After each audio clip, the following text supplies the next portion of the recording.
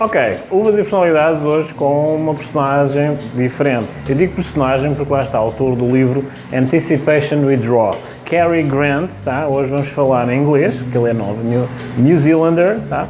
Mas a edição vai se responsabilizar por pôr as legendas e vamos tentar fazer em inglês. Cary Grant, welcome to my program, Grapes and Personalities, okay? Tell me, thank you for having me, appreciate it. New Zealander, tell me, what was the idea, the basic idea of writing Anticipated Withdrawal? Well, it goes right back to my early days as a young boy. As far back as I can remember, I've had an interest in World War II aviation history. Any books that were written, first-hand accounts by the people who fought as biographies, their perspectives of what they went through in the battles, I consumed and read. Pretty much anybody who's anybody in those conflicts, I've read their biographies about. So that's gone through my adulthood. It's not just something I did as a child, it's just an interest I've had throughout. Somewhere in the process, it transpired from an interest to an idea of writing a novel that incorporated these people's accounts into fictitious people's lives, but very much from the perspective of what I've learned and heard from these first-hand accounts. Because one thing about the histories of war, if you pick up a history book that's just the facts, the hard cold facts about, it doesn't have much of the personality of the people, the emotions, some of the behind the scene things that happened that they've recorded that you don't see in the histories are there in the biographies, and that's very much the perspective of this book, of this series of novels, is to show the personal aspects of war and what happened in those different environments through the course of the history. So it's very much about the history of the war, keep to the authenticity of the history, but where the people, personalities and struggles, their dramas, their achievements, their backwards and forwarding are shown in a human way, emulating what actually happened in these different accounts I've read. So did you try to humanize the story of the book? Yes, humanise. So somewhere probably a good 30 years ago, the idea started growing in my head. I was in a line of work where it was very menial labour, agricultural work, driving a tractor. So I had a lot of time to think, so started getting these ideas, writing them down on paper, but it stayed very much as an idea that wasn't acted upon until it would have been maybe 15 years ago, 15 to 10 years ago, that I started writing a bit. And then I went through a period, I finished a book 5 years ago, but the last 5 years prior to that, probably the year prior to it being finished, I just started very comprehensively writing. And it all just flowed, it all just came. I was just amazed at how some of the characters' lives connected, interwoved, and became part of the story's fabric. It took a life of its own, the book. Like there's some chapters, it's about one of the main characters. It had the bones of the story, what I call the bones. It had the idea of what they were doing and where it fitted in with the overall objective of where the storyline's going. But there were parts about it that was empty and lifeless, that they had no character, didn't have the character of interaction with others. So I created other characters to interact with them, and some of those characters are now becoming main features in the storyline as well, and fit intricately into interactions that are going to happen with other characters from that have their own storyline going through. Something that is different is that a New Zealander writing a book about the Second World War with the perspective, more humanized perspective, and then they released the book. How was the feedback from Amazon when you edited the book? Initially went to a publishing house, 4 different publishing houses to publish it, and this was 5 years ago. The feedback from all of them was very good. One in particular 4 editors. Yeah, 4 different editors, 4 different publishers said to publish it, but the problem with an unpublished author someone who's had work published beforehand, which I am, you have to put up the costs for publishing. None of them would say, oh, we'll take on board the costs. So there was a cost there involved in it. And with one publisher who I decided was giving me the best deal, and they're an English-based publishing house, I started paying money towards the cost of doing that. But it just became prohibitive with the cost of living. So I only got halfway through that process. So after through that 5-year process, I came slowly to the realisation that Amazon was going to be my best option, and they make it easy. With publishing in paperback, if you've got a good story, you're only paying for the publishing cost of each copy that's being sold by them, whereas with the others, you're paying up front. Yeah, it's easier. It's easier. No, I think only on the view of the author or the author of the book. How does a New Zealander writes a book about the Second World War from a German perspective? Tell me, what's tell me the mixture, the recipe of that book. How that baby was born from a New Zealander, yes, based on the war documents, and from a German perspective. What is the recipe for that baby? I suppose it's part of my psyche. I mean, though the Germans weren't the underdogs till the very end of the conflict, I've always sided with the underdog. In a sporting fixture, I'll go for the team that's less likely to win. It's just part of my psyche. I back the losers. No, I like to believe, and I like to believe for better. So that's part of it's that. Part of it is the Germans had a lot to admire about how they went about doing war. I mean, there's a lot of unsavoury stuff about places they went with the Holocaust and stuff, but their technology was leaps and bounds above the rest. You look at their machine gun Spandau, it was so good that the Americans copied it, and a very close replica of it came out with, I think it's called the M50 in the Vietnam conflict. It may have had a slightly different look to it, and the suppressors on it were a bit more efficient, to the point though where the suppressors were removed so it could fire more rounds, which is one of the things that Spandau had. But we had all these elements of their the 88mm anti-aircraft gun. The space shuttle. Yeah, the special. You drop it pointed at a tank, and it will destroy any tank that came against it at the time. You got the V1, V2, and V3, which we still don't really, we don't know what the V3 and V4 were. V3 and V4 went to the moon, probably. The V3 and V4 went to the moon, but that's another story. That's another story. But the V2, a rocket that went into the stratosphere and then came vertically down, there's no defence against it, blew out a whole block of houses. If they had been developed earlier in the war, England, it would be another story, and it would have probably been written by the English perspective. From the English. So and it does go very contrary to the New Zealand psyche, because we did fight for the English in the English war. We are a country that was settled by the English about 100 years prior to that conflict. Very much the attitude of the time was they were the homeland. Wherever they went in battle, we joined them and supported them. But I heard good things from those who came back from the conflict about how the Germans carried themselves in battle, and there was a respect between Germans and especially Kiwis. I saw it in the accounts I read. I can't quote a name here, but a German paratrooper wrote his account of being paratrooper, and he said some pretty, and he was typically German. German people can be pretty, we know what we're about, and we don't give concessions where it's not due to other people. But he gave concessions for the Kiwis. That whenever they came across us in battle, they always knew they had a good opponent, and things were going to be tough. So you were telling me that they would say and confirm that the Geneva Convention existed. Yes. Behind the lines. It did.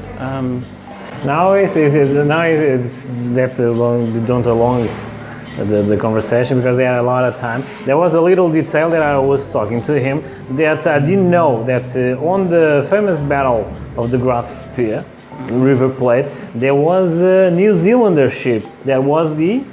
It was the Ajax, the light cruiser Ajax. It was on lease from England, so it was an English ship which New Zealand paid money to crew, but all the crew on it were New Zealanders. Yes. And what transpired in the battle was the admiral on board the Graf Spee, which I can't.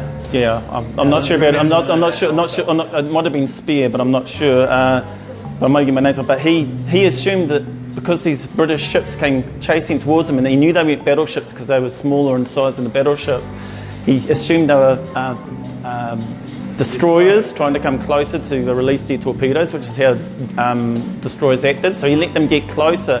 But the reason these light cruisers were charging in close was so they could come in range with their guns, which had a shorter range to this battleship. So he got quite a bit of he took quite a bit of damage upon his ship in this battle, but the Achilles, which was the other ship, which was an Australian crewed ship, had very severe damage done to it. It caught fire and they nearly lost it. They lost a lot of crew, whereas the British ship came off a lot lighter from the account. So yeah, we have a history there. Unfortunately, the Germans were fooled by the British radio communications at the time. They thought there was a lot of ships when after they'd gone back into port, a neutral port, to take repairs. The admiral decided when they came out of port to scuttle his ship. He didn't want to be responsible for the senseless death of his crew, so he made that decision. But it turned out he had been beguiled by the British Secret Service people with their false radio communications to phantom ships that didn't exist out there. So yeah. Also, that became an history. Yeah, it became a rather strategic material for the contemporary battle, right? Also, they have the same similar tactics to fool the enemy. Yes, very much so. So I don't know if it was the origins of it. I don't know of any other accounts prior to it in my knowledge of military history. Maybe some of it may have happened in World War One with battles back then. I don't know how effective the radio communications were back then. Radio communication. Korea and Japan did use it with the Sioux Indians, right? With the Sioux Indians, the Americans took advantage. Yeah, they used the Sioux Indians to communicate over radio where the Germans couldn't understand. Yeah, it was very effective. Just to finish it, your book is on the Amazon, right? Yeah, so it's under the title name. I'm under the pen name of Bruce Anthony, so it's not under Kerry Grant, but Bruce Anthony. That's just it's a play on my name. I've got four names in my name, and that's the two middle names in reverse. But it's not a ghostwriter, right? Bruce Anthony it's him. It's for sure me. So under the author Bruce Anthony, 1940 Precipitated Withdrawal. It's on Amazon, paperback and as an ebook. It's conservatively priced. It's in the $16 US range, which is probably around the 45 reais. For 35 reais. 35, yeah, we saw it, I think, $14, right? Yeah, 16. $16, foi 70 reais, para isso é 70 reais. Não? Não chega? Não, mas depois vocês fazem o cálculo, tá? Yeah. So, anyway, it's available to the Brazilian market. Currently, I've begun translating it to Portuguese, which is quite a protracted process because there's a lot of dialogue in there, and it needs to be getting the right meaning in the transcription, which can be easier said than done. So, hopefully, within the next 6 months, it will come out in Portuguese. E foi Kerry Grant. Just one last question. A New Zealander in Brazil, married to the Brazil woman. The first happily. Yeah, happily. Tell me something. The common, the simpler person, a simple person that knows Bruce Anthony for the first time for an autograph. Yes. What would they see in your eyes? What would they see in my eyes? Appreciation for the Brazilian people. I appreciate how you wear your emotion on your sleeve.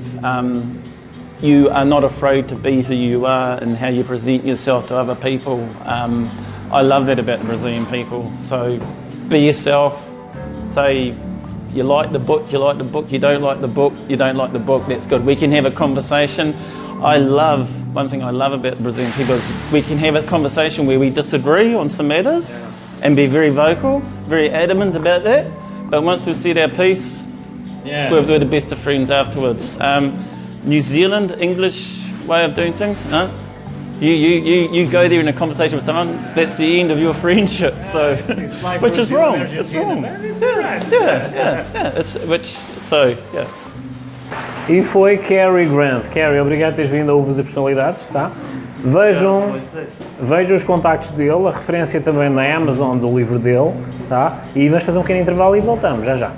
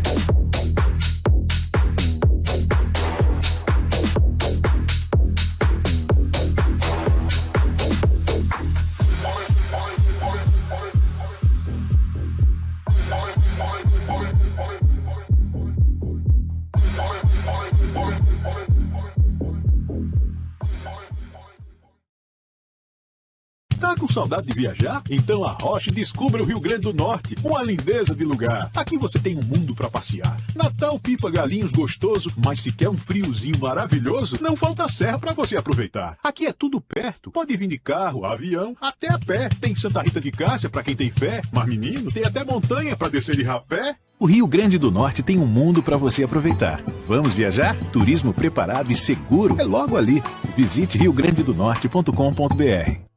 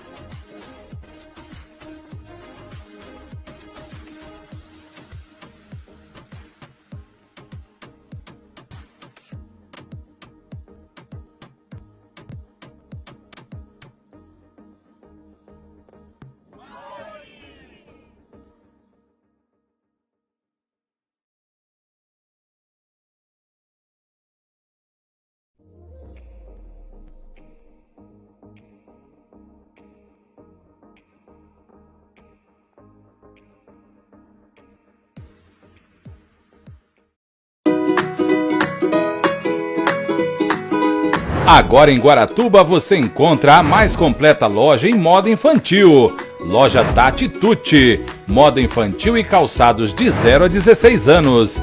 São roupas e acessórios, enxovais, saídas de maternidade, bolsa maternidade, bem no centro de Guaratuba. Venha nos fazer uma visita.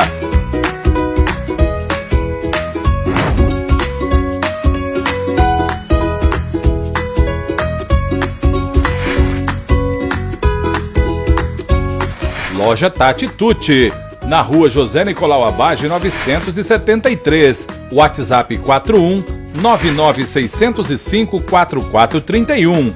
Acompanhe também pelo Insta, Loja Tati Tutti Kids.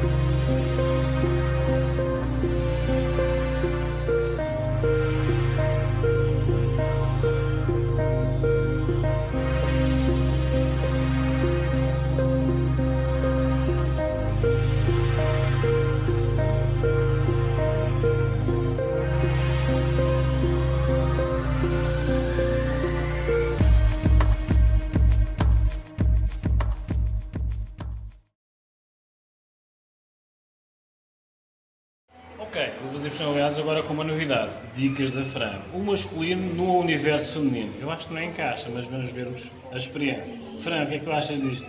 Eu acho que super combina e a prova diz que em breve vocês vão ver uma mudança radical no meu amigo João. Ele vai aparecer lindo e loiro, João. Coisa linda. Brad Pitt em Guaratuba. Vamos lá ver o que é que vai ser daqui. Dicas da Fran agora, já brevemente, Uvas e personalidades. Vamos ver isso? Olha a transformação.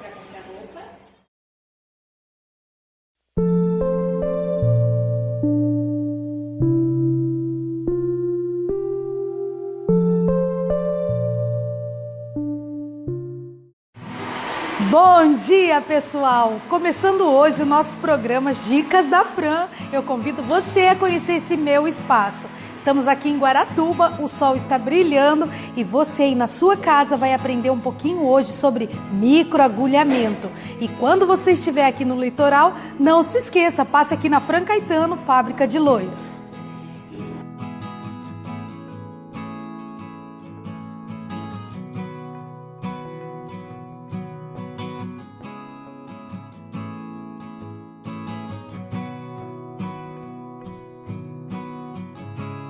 Olá, eu sou Nali Cruz e vou estar explicando um pouquinho mais sobre o procedimento de microagulhamento aqui no Fran Caetano. Venha acompanhar o nosso procedimento.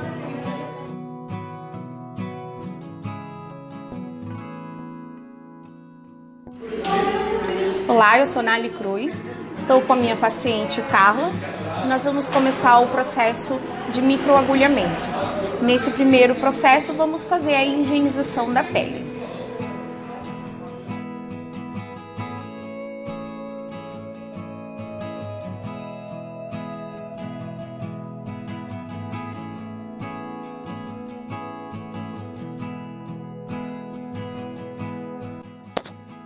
Agora nós vamos iniciar o processo de microagulhamento na pele da Carla.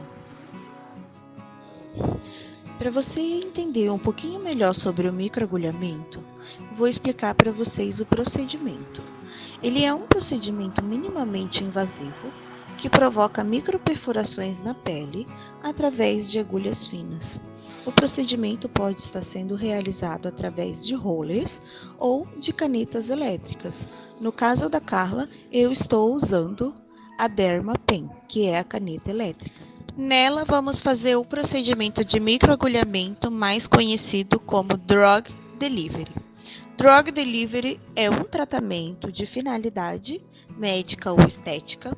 Ele se baseia em qualquer procedimento no qual rompemos a barreira superficial da pele para melhor penetrar ativos que possam ajudar em tratamentos como clareamento de manchas, ou estímulos de colágeno em regiões que apresentam perda de elasticidade e melhora de lesões inflamatórias, como espinha ou em quadros de queda de cabelo. A técnica também entrega bons resultados, amenizando rugas, suavizando cicatrizes e até mesmo atuando no tratamento de doenças como o vitiligo, a micose e a psoríase. Chegamos ao final do procedimento. Como vocês podem observar, ela tem pequenas gotículas de sangue no rosto.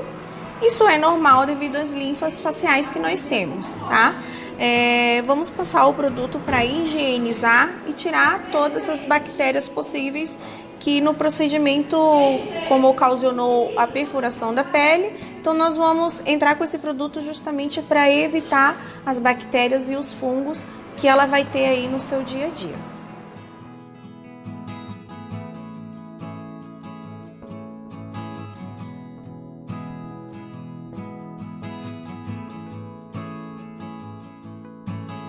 Agora nós vamos finalizar o procedimento com um produto chamado Skin Correction.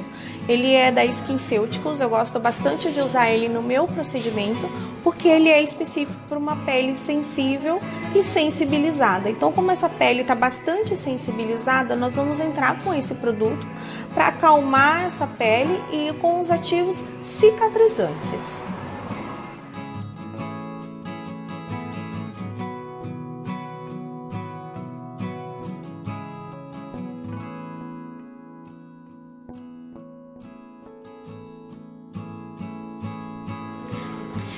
Finalizamos o procedimento da Carla e nesse procedimento dessa primeira sessão, vamos aguardar 30 dias para a segunda sessão. Na primeira sessão, dificilmente a gente ter a visibilidade do procedimento agindo. É questão de rugas, então assim, a gente tem que ter um olhar um pouco mais clínico para ver isso. Ela vai chegar em casa, ela não vai ver tanta diferença, mas no decorrer de 30 dias, essa renovação celular vai estar sendo feita, a própria pele dela, as próprias células, para ela vir na segunda sessão, já vai estar um pouquinho mais fina a pele dela, então a partir da segunda sessão é que nós começamos a ver a diferença nas rugas, na flacidez, e quando chega na terceira sessão, nós chegamos no ponto de 70% a 75% de mudança na pele da Carla. Daqui 24 horas ela vai ter que entrar com o filtro solar. Sempre eu indico um FPS 60, porque ele tem um FPS maior e ela pode também estar usando um fotoprotetor solar com cor, que daí vai dar essa proteção tanto da luz visível, quanto da luz azul, quanto da luz de celular, tela, televisão, e isso vai fazer com que nós conseguimos proteger todo o DNA do colágeno, da elastina. Ela vai para casa agora, vai evitar o sol, vai durante 24 horas até a reaplicação do fotoprotetor. Durante o dia eu passei uns produtinhos para ela estar utilizando, uma vitamina C, e à noite ela vai passar um hidratante com vitamina E, onde isso vai me ajudar em 50% no tratamento do procedimento que ela fez aqui no nosso estúdio. Estamos aí encerrando mais uma parte do programa Dicas da Fran, que hoje nós tratamos com a parte de estética facial com a Lie Cruz, e foi feito aqui para vocês entenderem. O procedimento que vocês acompanharam foi microagulhamento, é isso, Nali? Isso mesmo. A nossa cliente de hoje sofreu dor? Não dói muito. Não foi suportável. Razoável, bem tranquilo. Muitos de vocês aí se perguntaram e acompanharam todo o histórico para saber sobre a dor, qual foi o procedimento que aconteceu, como é, né, por curiosidade. E aqui tá a nossa querida Carla para apresentar para você. O rosto fica um pouquinho inchadinho, faz parte mesmo desse procedimento, né, Nali? Sim, é normal porque nós tivemos uma epidemia facial ali. Então, esse inchaço ele vai acabar saindo assim que ela chegar em casa. Ela pode também estar fazendo uma compressa com gelo para diminuir o inchaço. E Nali, todas as peles acontecem isso? Não, nem todas as peles acontecem. Tem peles um pouco mais sensíveis, como a da Carla, que é bastante sensibilizada e tem rosácea. Então acaba acontecendo um pouquinho mais de inchaço que o normal, mas é normal acontecer. Ok. E também esse procedimento, lembrando que ele vai ser apresentado nas nossas outras dicas da Fran, que é um procedimento que vai... Quantas vezes ainda faremos? Vai ser 3 sessões de procedimento. 3 sessões, vocês vão acompanhar as mudanças que vão ocorrer nesse período, ok? Então eu te convido a vir assistir junto com a sua família, com aquela garota especial que você tá aí, mais um pouquinho de Uvas e Personalidades, junto com a gente aqui nos Dicas da Fran Caetano, Fábrica de Lojas.